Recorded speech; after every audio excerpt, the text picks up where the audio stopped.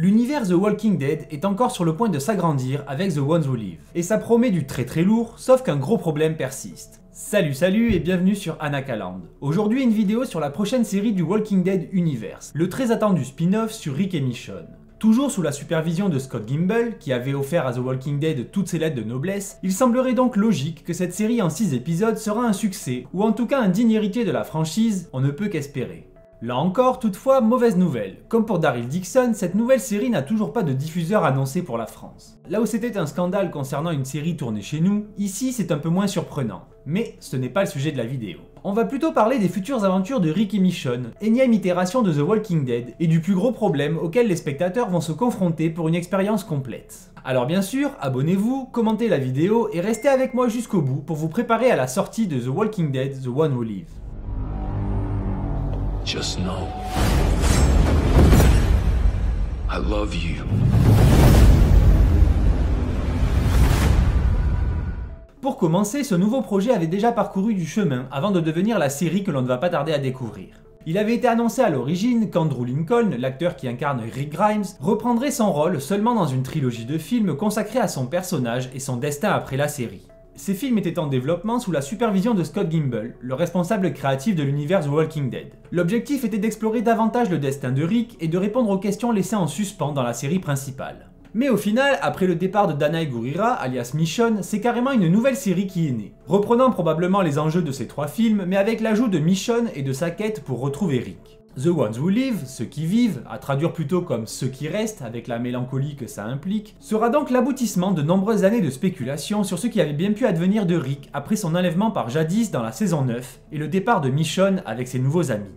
De plus, concernant ces thèmes ou son sous-texte, j'avoue que quand j'ai lu que cette série serait classée dans romantique, j'étais très inquiet de la direction choisie. Mais ensuite, à la vue des différents trailers, je suis vraiment rassuré. J'avais peur qu'on retrouve l'ambiance très lente et onirique de certains épisodes de Walking Dead. Des épisodes très bons, mais pas forcément palpitants. Mais on va clairement avoir notre dose d'action, d'horreur et de tension dramatique dans cette nouvelle série. En effet, la classification comme romantique de la série sera plus probablement la conséquence du développement des personnages comme on l'avait tant apprécié au début de la franchise. De plus, au vu des synopsis postés par AMC, il semblerait même que l'on se dirige vers un conflit entre les deux amants depuis longtemps séparés. D'un côté Michonne qui a rejoint ses nouveaux amis nomades et dont le chemin va la mener jusqu'à la République civique, et Rick qui a rejoint la CRM, l'armée de la République civique, après son enlèvement par Jadis. Donc probablement que nos deux amoureux seront au premier abord dans des camps opposés avant de pouvoir se retrouver. Rick serait devenu un membre actif de la CRM, défendant son territoire, et donc si, ou plutôt quand Michonne va vouloir s'infiltrer, lui devra combattre son groupe. C'est donc probablement 2 récits parallèles que l'on va suivre au cours de cette première saison, jusqu'à leur rencontre. Et c'est donc sur ça que va reposer le genre romantique de la série, 2 points de vue qui s'opposent. Tout en conservant ce récit proche de ces personnages qui a fait le charme de la série à son prime, comme dans les saisons 2 et 3 par exemple. Et sinon, concernant le style ou la production design, le peu que l'on a pu en voir dans les trailers semble plutôt convaincant, ou en tout cas au moins au niveau de ce que l'on a pu voir dans la série principale. Toutefois, avec cette série, comme les dernières sorties, Dead City, Daryl Dixon, etc., les auteurs n'ont plus la BD pour se diriger. Mais ce nouveau Walking Dead Universe est tout de même bien parti pour satisfaire les fans. En tout cas, encore une fois, j'espère. Surtout que s'il y a bien une chose qui nous avait été annoncée par tous ces changements de la BD, c'est bien l'origine de l'infection et pourquoi pas sa solution à terme. Rappelez-vous que le tout premier ajout de l'univers, celui du CDC dans la première saison, nous parlait déjà des origines de la maladie et de la France. Et aujourd'hui, c'est l'opération Cobalt, la destruction d'Atlanta et les secrets de la CRM qui vont enfin nous être révélés. On avait failli attendre. Enfin, bref. Cette nouvelle série, The One Who Live, va très probablement être une tuerie. J'espère vraiment retrouver la saveur d'antan de la série principale. Un vrai récit de survie qui se concentre sur le développement de ses personnages avec juste ce qu'il faut d'horreur. Sauf que, car c'est bien tout le sujet de la vidéo, sauf donc que pour parfaitement comprendre et appréhender cette série et ses enjeux, il faut avoir vu la série The Walking Dead World Beyond, diffusée depuis 2020 sur Prime Video. C'est officiel, c'est eux-mêmes qui l'ont dit. Et il se trouve que cette série est vraiment à chier. Bon. Ok, peut-être pas à chier, mais vraiment pas bonne. Surtout sa première saison qui, selon moi, était catastrophique. Et la seconde rattrape à peine le truc. J'avais à peine regardé quelques épisodes de la première saison en 2020, mais j'ai très vite lâché tellement c'était nul. Mais il a finalement fallu s'y remettre pour être à jour. Et je me suis donc tapé les 2 saisons de cette purge qu'est The Walking Dead World Beyond. Et c'était vraiment une torture. 15 heures de ma vie que je ne récupérerai jamais. Cette série était destinée à offrir une perspective différente sur l'apocalypse zombie, en se concentrant sur une nouvelle génération de survivants et apportant donc un regard plus jeune et même adolescent à l'univers. Elle se concentre sur un groupe d'ados qui quittent la sécurité d'une communauté bien fortifiée pour se lancer dans un voyage périlleux à travers le pays dans le but de découvrir la vérité sur l'épidémie zombie. Mais l'histoire manquait cruellement de complexité, de suspense et même de rebondissements intéressants. Et ces personnages étaient vaguement profonds, faussement même parfois, voire souvent insupportables. Par exemple, Huck, alias Jennifer, qui en plus d'être écrite avec les pieds, est interprétée par une actrice vraiment mauvaise. Annette Mahendru. Désolé pour elle, mais c'était vraiment douloureux de la voir.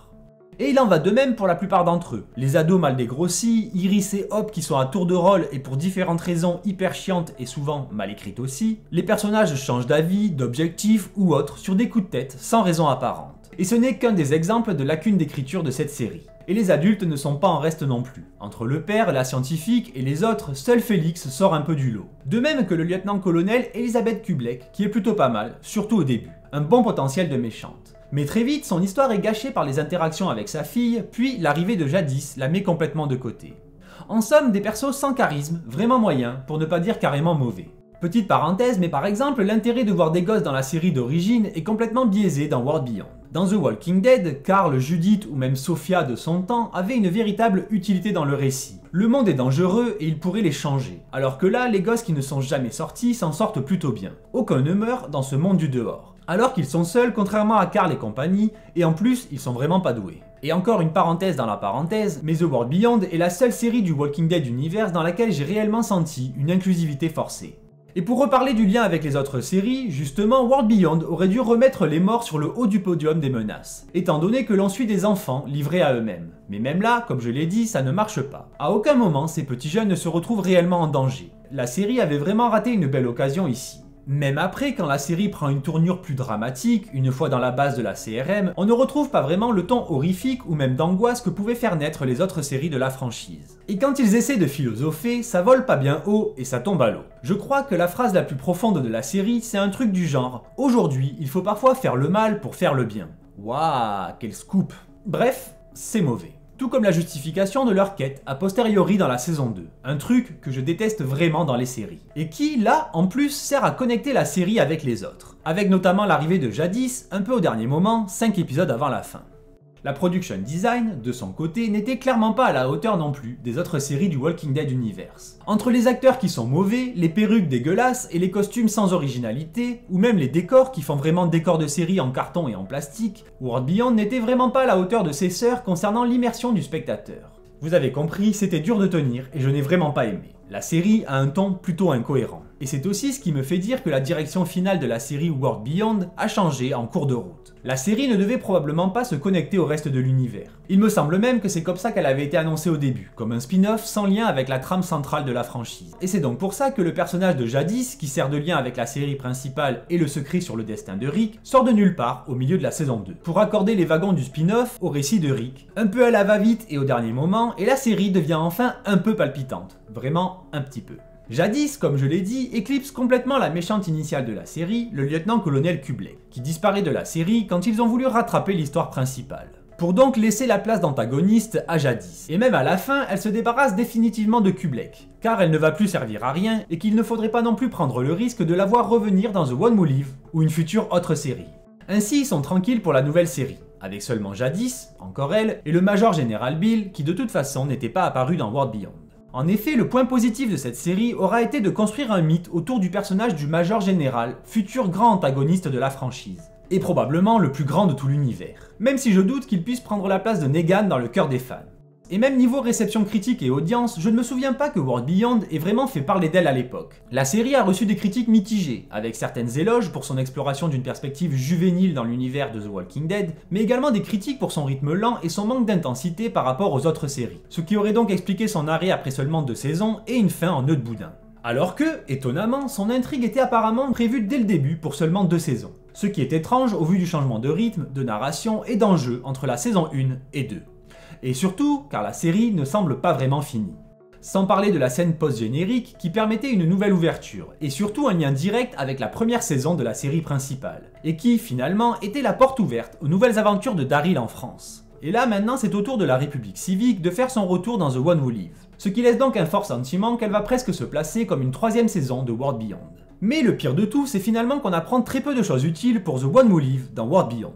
Vous allez voir, ça va être très rapide à résumer. On découvre assez superficiellement ce qu'est la République civique et son armée, la CRM. Qu'ils sont basés à Philadelphie et qu'ils ont fondé une alliance triangulaire avec Omaha au Nebraska et Portland dans l'Oregon. Ce qui fait un très grand territoire à couvrir et comme par hasard, c'est aussi la seule zone des États-Unis qui n'a pas été visitée dans les autres séries. Ni touchée par les bombes nucléaires de Fear, mais ça, c'est pas forcément ce qu'il y a de plus cohérent. On apprend aussi que la République civique a donné les pleins pouvoirs à son armée pour 10 ans au début de l'épidémie. Mais qu'ils ont tout fait pour conserver ce pouvoir à coup de génocide et de recherche humainement discutables. Et surtout, on découvre ce qu'est devenu Jadis, et donc on devine le destin de Rick. On apprend dans World Beyond que ça fait 6 ans que Rick est à la CRM, ainsi que Jadis, et qu'elle le qualifiait même de chose inestimable. Donc on a tous très envie de savoir en quoi il est inestimable, même si on a une petite idée. Enfin, dernière chose, on comprend surtout que c'est le système qui est mauvais à la CRM, mais pas forcément tous les individus. Donc en cela ça ne change pas grand chose des autres communautés, juste qu'elle est un peu plus grande. Mais c'est tout. Enfin non, on apprend l'existence du Major Général Bill et on devine son implication dans les événements du début de l'épidémie. Et on comprend aussi qui était la copine d'Al dans Fear the Walking Dead. Mais pas grand chose de plus ni de vraiment utile pour cette suite. Comme quoi ce n'était vraiment pas grand chose, et je suis sûr que la nouvelle série saura nous redonner toutes ces informations assez facilement. Donc une série vraiment inutile que vous seriez bien inspiré de vous épargner si vous ne voulez pas souffrir pendant 15 heures. Et puis, si vraiment vous souhaitez en savoir plus, je vous conseillerais plutôt une chaîne spécialisée, comme celle par exemple de Mr Grimes qui est vraiment un expert, que j'ai découvert il y a peu et que je trouve vraiment sympa. En conclusion, leur volonté de créer un vaste univers connecté risque de poser des problèmes si tous les programmes ne sont pas du même niveau, car alors ils vont perdre des spectateurs. Comme la fin de Fear qui était vraiment d'une tristesse pitoyable. Et donc, à trop vouloir connecter leur production, cela pourrait finir par être compliqué à suivre pour le spectateur lambda. Et on en arriverait à un syndrome Marvel-Disney avec The Walking Dead aussi. Toutefois, les rumeurs grandissantes sur une fusion de tous les spin-offs de The Walking Dead pour un grand final seraient assurément grandioses. En plus d'être original, garder une connexion entre les différentes séries serait donc essentiel pour ce crossover ultime. Voilà, merci à vous d'avoir suivi cette vidéo. N'oubliez pas de vous abonner, liker et commenter la vidéo pour montrer votre soutien. Et à très vite sur Anakaland. Bye.